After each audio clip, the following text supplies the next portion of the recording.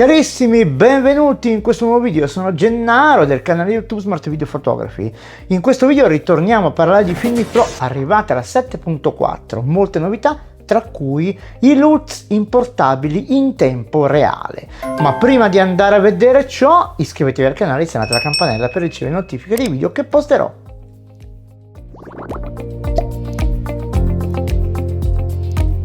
Benissimo, senza tante chiacchiere andiamo a switchare sull'iPhone 13 e andiamo a vedere subito le novità. La prima novità è quella che vi ricordate che vi avevo già fatto vedere, e che il pulsante che era stato messo qui era praticamente personalizzabile cliccando lungo, ma è stata estesa la personalizzazione a tutti i pulsanti presenti sulla schermata del preview, eccetto per quelli in esterno.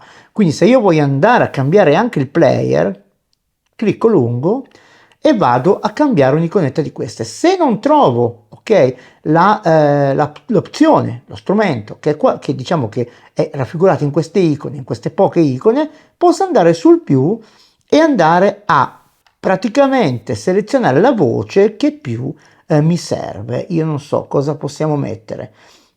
Mettiamo qualcosa che non esiste, ovviamente speriamo. Ecco, vedete che adesso io ho cambiato praticamente, ho cambiato il mio formato al video, quindi, cioè il formato al video, ho messo l'1.33 come anamorfico, quindi ho cambiato questo tasto e l'ho personalizzato. E si può fare, come ho detto, in tutti questi, vedete anche qui, clicco lungo, personalizzo anche questo, o personalizzo anche questo, eccetera, eccetera, eccetera. Quindi molto carina la personalizzazione dei tasti. Ma ora passiamo alle LUTs in tempo reale, importabili su, ovviamente, Filmic Pro. Prima di questo andiamo a vedere come si scaricano. La prima cosa da fare per fare questa dimostrazione, per utilizzarli anche all'interno sia delle applicazioni che in Filmic Pro, è andare sul sito Filmic Pro ufficiale e andare a scaricare le LUTs proprio nate per Filmic Pro. Sono praticamente 8 bit e 10 bit e il per i ProRes per chi ha ovviamente un iPhone Pro. Tutti e due i pacchetti di LUTs vanno bene sia per Android che per iOS. Andiamo in fondo al sito e vedete qua che abbiamo proprio le categorie, scendendo abbiamo proprio le categorie degli argomenti. A noi ci interessa oggi questo, le LUTs. Le LUTs poi vi spiego in breve cosa ci possono servire, a migliorare ovviamente subito i nostri video anche da subito, anche se non siamo esperti del settore. Eccoli qua, queste qua sono praticamente il pacco, non è un pacco ma è il pack, è un pacchetto di LUTs che possiamo installare poi su Filmic Pro. Innanzitutto andiamo a scaricare il tutto e a scompattare ovviamente il pacchettino.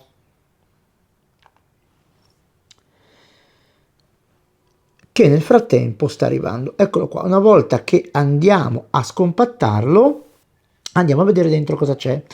Vedete, abbiamo diverse, cartelle. Cosa sono queste cartelle? Allora, queste cartelle ve le spiego subito, ma molto semplice. La prima, vedete, è il per i ProRes solamente per iOS, solo per iOS. La seconda, invece, è per 10 bit solo per iOS, scusate, anche se poi 10 bit ci sono anche su Android, e la terza è per tutte e due, iOS e Android, 8 bit. Io poi proverò anche queste, perché forse queste sono nate proprio per i LUT di iOS, non so, però anche il mio S10 va a 10 bit. E qua poi abbiamo un file readme che ci può essere utile per informazioni sulle LUTs. Una volta che le abbiamo scaricate e scompattate, possiamo andarle a importare, ebbene sì, direttamente in Filmic Pro. Ritorniamo sull'iPhone senza neanche tanti effetti di slide, di transizioni oggi, per andare a vedere la nuova funzione. Eccola qua, qui vedete, la troviamo negli strumenti, diciamo, della bilanciamento del bianco, cinematografia, eccetera eccetera, ed è qui, eccola qua, LUTs si chiama.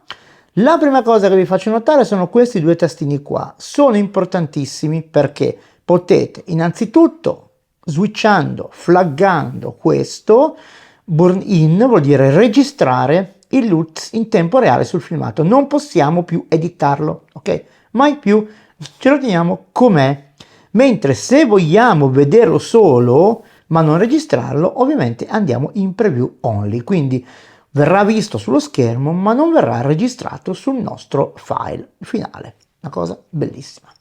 A questo punto non ci resta che andare a fare più, è molto semplice, andare a selezionare la cartella dove abbiamo messo, scaricato i file e andare a importare il primo, poi vabbè li importeremo tutti ovviamente, e il primo è 8 bit, vedete la prima cartella è a 8 bit e praticamente utile per Android e per iOS, poi c'è la 10 bit solo per iOS e poi c'è la ProRes.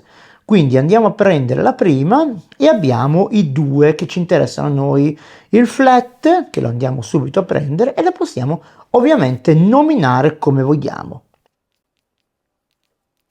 Ecco, io l'ho nominato, spero, flat 8 molto semplicemente. Se andiamo a cliccare su, vedete già l'applicazione, ok? Andiamo a caricare anche l'altro, sempre 8 bit vlog, sempre nella cartella dove l'abbiamo messo, ovviamente. Eccolo qua, e lo nominiamo anche questo. Ecco, lo nomino vlog 2, tanto è solo 8 bit. Adesso, se, non so, la teoria mia non è sbagliata, io per mettere il flat o il vlog devo andare a selezionare dal pacchetto cinematografico ovviamente vlog, perché sennò ovviamente non viene applicato. La stessa cosa come applicarlo in post produzione. Ok, se io vado adesso qua in LUTs e lo vado a levare, vedete che viene ovviamente il file grezzo. Andiamo ad importare anche i due per poi vedere una piccola prova all'esterno come si comporta questa funzione. Molto carina se vogliamo già avere ovviamente il nostro file già pronto, così per essere mostrato agli amici, ai parenti, oppure postato su YouTube o qualsiasi cosa già pronto all'uso. Andiamo a prendere l'HLG e lo nominiamo anche questo. Ok, e andiamo a prendere l'ultimo che è il Vlog 3. Ragazzi, sono diventato adesso sono diventato importante, ho l'iPhone 13 con il Vlog 3. Sai, cioè, ne sentivo la mancanza, proprio, guarda, una cosa spaventosa. Vabbè, non facciamo gli spiritosi e nominiamo anche questo perché adesso, spero di scrivere bene, ma voi tanto ovviamente siete abituati ormai a cosa scrive Gennaro, per andare a farvi vedere delle funzioncine che ci sono legate a questa lista. Vedete qui possiamo andare qua in questi puntini a fare queste operazioni. La prima cambiare il nome del LUTs importato, la seconda replace, quindi vuol dire possiamo riscrivere sopra questa pozione, che sono 6, questa posizione, un altro LUTs, oppure andarlo a eliminare. Quindi io non lo voglio eliminare, ma voglio farvi vedere la prova con HLG, andare ovviamente a 10 bit, si può perché non possiamo andare con ProRes perché sapete non ce la fa il 13, purtroppo come dire. Ecco qua, vedete, adesso andiamo di nuovo qua e andiamo a vedere l'applicazione. Questo è il grezzo, questo col filtro applicato. Cambiamo in Vlog 3 e andiamo ad applicare il Vlog 3. Ok? E a proposito di personalizzare uno di questi tasti funzione, proprio si può personalizzare per richiamare i LUTs appena importati. Come si fa? Si va sul tasto alla quale si vuole affiancare e inserire questa funzione, si clicca lungo e si va, esiste in queste icone, si va su più. In fondo alla lista vedete che esiste proprio LUTCAM. ok, già selezionata, si va indietro ed eccoli qua, LUT-Cam. Abbiamo la possibilità di selezionare, ok, i vari LUTs e in tempo reale applicarli. Da questa parte qui abbiamo invece il preview. In questo, diciamo, in questo frangente qua il preview è a tutto schermo, vedete, è applicato su tutto lo schermo. Invece se clicco qua è applicato a metà, praticamente di qua c'è il LUTs, da questa parte non c'è. Mentre questo sotto è il preview in diagonale, quindi possiamo avere un preview a tutto schermo oppure con lo schermo diviso. Molto interessante questa funzione. Ok? Poi ovviamente dobbiamo settare tutto quanto per bene, bilanciamento del bianco, ovviamente dobbiamo andare a fare l'esposizione, tutto quello che comporta una buona ripresa. Però già avete visto che è già una bella cosa. Andiamo a vedere ora in diciamo la dimostrazione quello che io ho registrato per far vedere la differenza ovviamente tra il filtro diciamo non applicato e quello applicato, se c'è una netta differenza, perché ovviamente la cosa visiva è la migliore. Allora, eccoci alla dimostrazione pratica. Il primo filmato l'ho registrato in flat, quindi vedete che è molto flat, come dire la ripresa. Adesso, inserendo la LUTs che abbiamo scaricato, qualcosuccia cambia. Diciamo che abbiamo sempre una gamma di colori, di contrasti che si riavvivano.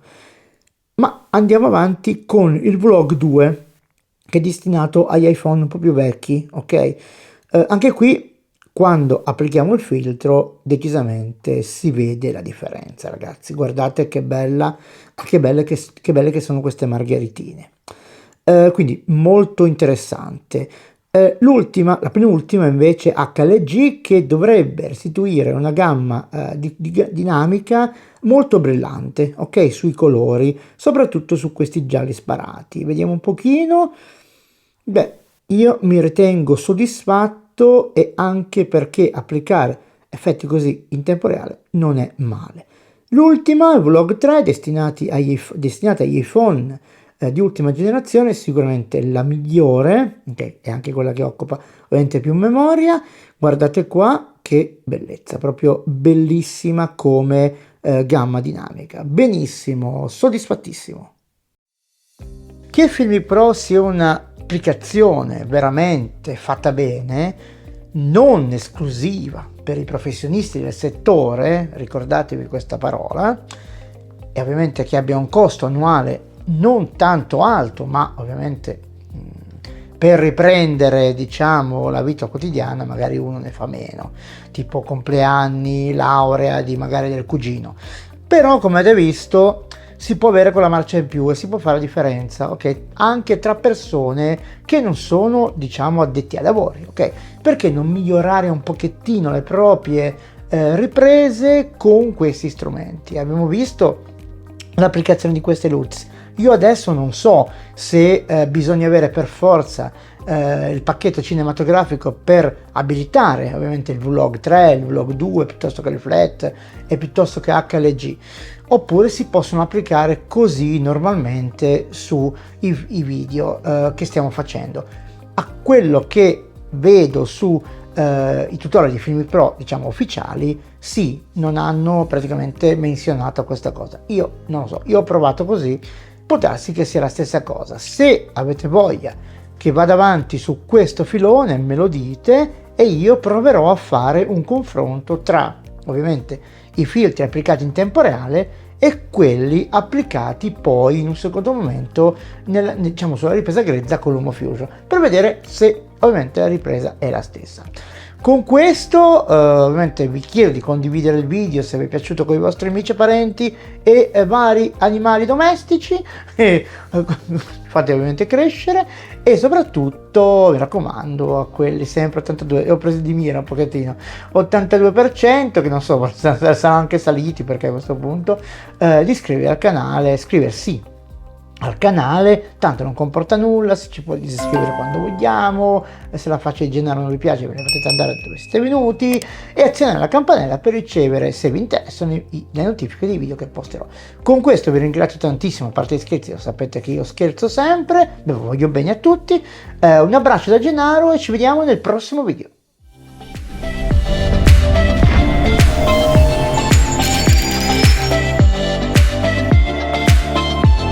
Ciao, sono Gennaro, creatore di contenuti esclusivamente dai dispositivi mobile. Sul mio canale YouTube Smart Video Photography potrai imparare a fotografare, girare video e montarli direttamente sul tuo dispositivo. Offro formazione anche online. Ti saluto e ti invito a seguirmi anche sul mio profilo Instagram. Ciao, a presto!